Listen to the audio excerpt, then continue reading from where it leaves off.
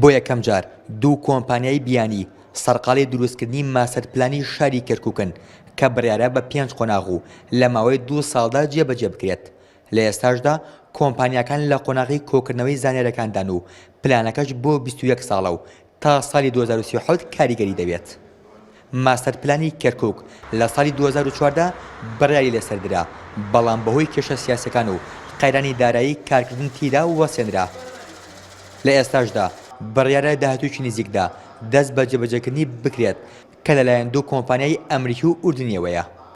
أخذنا المشروع هذا بسنة 2014 الشهر الثالث بدينا بالمشروع لە مانگی 2014 دا دەستمان کرد بە جێبەجێکردنی پرۆژەکە و بڕیار بوو لە ماوەی 2 ساڵدا تەواو بێت، بەڵام بارودۆخی سیاسی و هاتنی داعش بۆ هۆکاری دواکەوتنی پرۆژەکە. هذا احنا ما توقفنا ولا يوم واحد يعني بەوتەی بەرپرسانی شارەکە دروستکردنی ماسەر پلانی شاری کەرکووک گرنگیشی زۆری هەیە لەبەر ئەوەی ماسەر پلانی ڕژەمی بەعەس بریتی بوو لە تێکدانی دیموگرافیای شارەکە و کاری لەسەر جیاوازی نەتەوەی دەکرد. کەرکووک ماستار پلانی بوو لە وەختی ڕژیمی بەعەس، بەس ماستار پلان ئەوە بوو کە چۆنچۆنی شاری کەرکووک تەفلیش بکات، چۆنچۆنی زەوی ملەتی کەرکووک ئیستیلا بکات، چۆنچۆنی تاریخی ملەتی کەرکووک استغلال بکات. ئەوە بوو ماستەر پلانی.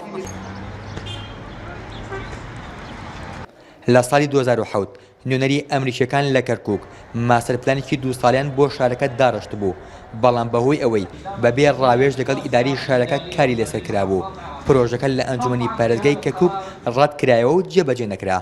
ئۆژین جۆڵا، NRT کەرکووک.